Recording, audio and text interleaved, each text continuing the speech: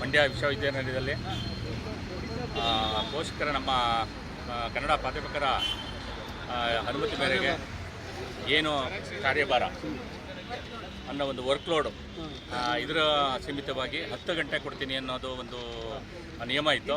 ಅದನ್ನು 13 ಗಂಟೆಗೆ ಜಾರಿ ಮಾಡಬೇಕು ಅಂತೇಳಿ ಒಂದು ಕನ್ನಡನ ಕಾರ್ಯಾಗಾರನ ಮಾಡಬೇಕು ಅಂತೇಳಿ ಮಾಡಿದರು. ಹಾಗಾಗಿ ಇವತ್ತು ನಾವೆಲ್ಲ ನಮ್ಮ ಕನ್ನಡ ಪ್ರಾಧ್ಯಾಪಕರ ಸಂಘದ ಎಲ್ಲ ಪ್ರತಿನಿಧಿಗಳು ಭಾಗವಹಿಸಿದ್ರು. ಆ ಒಂದು ಇದಕ್ಕೆ ನಾವು ಜಯ ಕರ್ನಾಟಕ ಸಂಘಟನೆ ಜೊತೆಗೆ ಅವ್ರಿಗೆ ಬೆಂಬಲ ಕೊಟ್ಟಿದ್ದೀವಿ. ಇವತ್ತು ನಮ್ಮ ಬೇಡಿಕೆಗಳೇನಿತ್ತು, ಜೊತೆಗೆ ಕನ್ನಡ ಪ್ರಾಧ್ಯಾಪಕರ ಬೇಡಿಕೆಗಳೇನಿತ್ತು 13 ಗಂಟೆ ಮಾಡಬೇಕು ಅನ್ನೋದು ಅದನ್ನು ಮಾಡಿದ್ದಾರೆ. ಕುಲಪತಿಗಳು ಮಾಡವ್ರೆ. ಜೊತೆಗೆ ಇವತ್ತು ಏನು ಈ ಕನ್ನಡ ವಿಶ್ವವಿದ್ಯಾನಿಲಯದಲ್ಲಿ ಬೋರ್ಡ್ಗಳಿದೆಯೋ ಅದು 60% ಕನ್ನಡ ಆಗಬೇಕು, 40% ಇಂಗ್ಲೀಷ್ ಆಗಬೇಕು ಅನ್ನೋದು ನಮ್ಮ ಅಜೆಂಡಾ ಇತ್ತು. ಅದನ್ನು ಕೂಡ ಒಪ್ಕೊಂಡು ಇವತ್ತು ಅದನ್ನೆಲ್ಲವೂ ಕೂಡ ನಾನು ಮಾಡ್ತೀನಿ ಅಂತ ಭರವಸೆ ಕೊಟ್ಟಿದ್ದರು ಕುಲಪತಿಗಳು. ಒಳ್ಳೆಯದಾಗಿದೆ. ಎಲ್ಲ ನನ್ನ ಪ್ರಾಧ್ಯಾಪಕ ಮಿತ್ರರಿಗೆ ಅಭಿನಂದನೆಗಳನ್ನ ಸಲ್ಲಿಸ್ತೀನಿ. ಎಲ್ರಿಗೂ ನಮಸ್ತೆ. ನಾನು ಡಾಕ್ಟರ್ ಶಂಕರೇಗೌಡ NS ಅಂತೇಳಿ ಮಂಡ್ಯ ವಿಶ್ವವಿದ್ಯಾನಿಲಯದ ಕನ್ನಡ ಪ್ರಾಧ್ಯಾಪಕರ ಸಂಘದ ಅಧ್ಯಕ್ಷರು. ನಮ್ಮದು ಪ್ರಮುಖವಾದಂಥ ಕೆಲವು ಬೇಡಿಕೆಗಳನ್ನ ಇಟ್ಕೊಂಡು ನಾವು ಇವತ್ತು ಅಮರನಾಥ ಉಪವಾಸ ಸತ್ಯಾಗ್ರಹ ಮಾಡಬೇಕು ಅಂತೇಳಿ ನಾವು ಬೆಳಿಗ್ಗೆಯಿಂದ ಉಪವಾಸ ಸತ್ಯಾಗ್ರಹ ಮಾಡಿದ್ವಿ.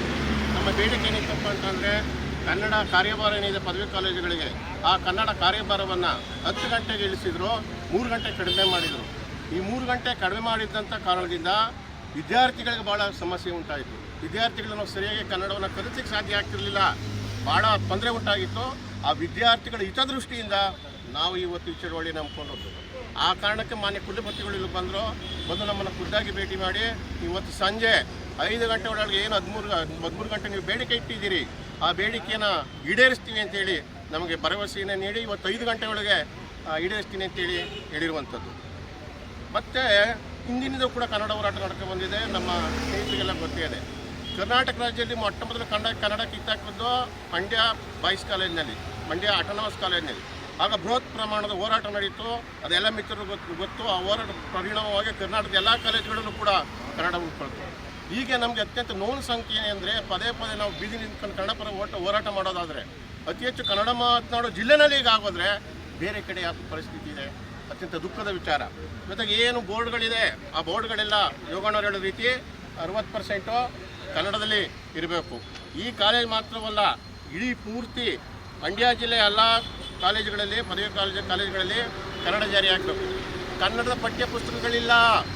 ಜೆರಾಕ್ಸ್ ಇಟ್ಕೊಂಡು ಪಾಠ ಮಾಡ್ತಾಯಿದ್ದೀವಿ. ಕನ್ನಡ ಪಠ್ಯ ಪುಸ್ತಕಗಳಿಲ್ಲ. ಕನ್ನಡ ಪಠ್ಯ ಪುಸ್ತಕಗಳು ತಕ್ಷಣ ಬರಬೇಕು. ಪರೀಕ್ಷಾ ಕಾರ್ಯದ ಮೌಲ್ಯಮಾಪನ ಭತ್ಯೆ ಇನ್ನೂ ಬಂದಿಲ್ಲ.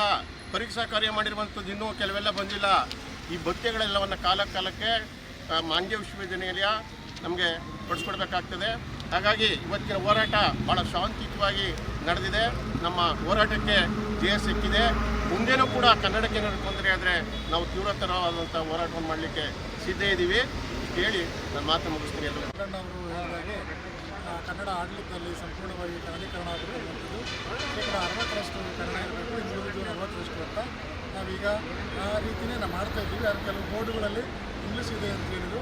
ಅದೇ ನಮ್ಮ ವಿಶ್ವವಿದ್ಯಾಲಯದ ವ್ಯಾಪ್ತಿಗೊಳ್ಪಡ್ತಕ್ಕಂಥ 48 ಕಾಲೇಜುಗಳು ಕೂಡ ನಾವು ಹಿಂದೆ ಅದನ್ನು ಸುತ್ತೋಲೆಯನ್ನು ಹೊರಡಿಸಿ ಕಟ್ಟುನಿಟ್ಟಾಗಿ ಕನ್ನಡ ಭಾಷೆಯನ್ನು ಆಡಳಿತದಲ್ಲಿ ಅನುಷ್ಠಾನಗೊಳಿಸಬೇಕು ಅಂತಕ್ಕಂಥ ಒಂದು ಆದೇಶವನ್ನು ಇವತ್ತೇ ನಾವು ವಿಶ್ವವಿದ್ಯಾಲಯದಿಂದ ಹೊರಡಿಸ್ತೇವೆ.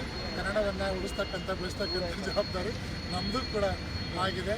ಹಾಗಾಗಿ ನಮ್ಮ ಕನ್ನಡ ಸಂಘಟನೆಗೆ ನಮ್ಮ ಶಂಕರೇಗೌಡರು, ನಮ್ಮ ಬರಗುರಪ್ಪನವರು, ನಮ್ಮೆಲ್ಲವರು ರೇವಣ್ಣವರು ಕೂಡ ಆ ಒಂದು ಬೇಡಿಕೆಯನ್ನು ಇಟ್ಟಿದ್ದಾರೆ. ಸೊ ಆ ರೀತಿ ನಾವು ಈ ವಿಶ್ವವಿದ್ಯಾಲಯದಲ್ಲಿ ಕನ್ನಡವನ್ನು ಅನುಷ್ಠಾನ ಮಾಡ್ತಕ್ಕಂಥ ಎಲ್ಲ ಕೆಲಸಗಳನ್ನು ನಾವು ಮಾಡ್ತಾ ಇದ್ದೇವೆ. ಆದರೆ ಮತ್ತೆ ಕೂಡ ಇನ್ನೂ 60% ಹೆಚ್ಚಿಗೆ 100% ಕನ್ನಡ ಮಾಡೋಣ, ಅದರಲ್ಲಿ ಏನೂ ಇಲ್ಲ. 100% ಮಾಡೋಣ ಆಯಿತಾ.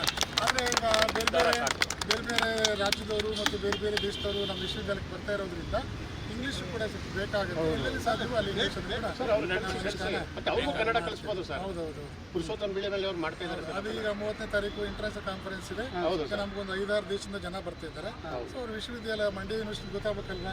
ಹಾಗಾಗಿ ಎಲ್ಲಿ ಸಾಧ್ಯವೋ ಅಲ್ಲಿ ನಾವು ಇಂಗ್ಲೀಷಲ್ಲಿ ಮಂಡ್ಯ ವಿಶ್ವವಿದ್ಯಾಲಯದ ಕನ್ನಡ ಅಧ್ಯಯನ ಮಂಡಳಿ 4 ಕ್ರೆಡಿಟ್ಗೆ 4 ಗಂಟೆ ಅಂತ ತೀರ್ಮಾನ ಮಾಡಿತ್ತು. ಈಗ ನಮ್ಮ ಎಲ್ಲರ ಒಂದು ಒತ್ತಾಯದ ಮೇರೆಗೆ 4 ಗಂಟೆಯಿಂದ 5 ಗಂಟೆಗೆ ಹೆಚ್ಚಿಸುವ ತೀರ್ಮಾನವನ್ನು ಮಾಡಿದ್ವಿ. ಈಗಾಗಲೇ ಅರ್ಥಶಾಸ್ತ್ರ ಮತ್ತು ವಾಣಿಜ್ಯಶಾಸ್ತ್ರ, ಸಮಾಜಶಾಸ್ತ್ರ ಬೇರೆ ಬೇರೆ ಅಧ್ಯಯನ ಮಂಡಳಿಯವರು ಕೂಡ ಬೇಡಿಕೆ ಕೊಟ್ಟಿದ್ದಾರೆ.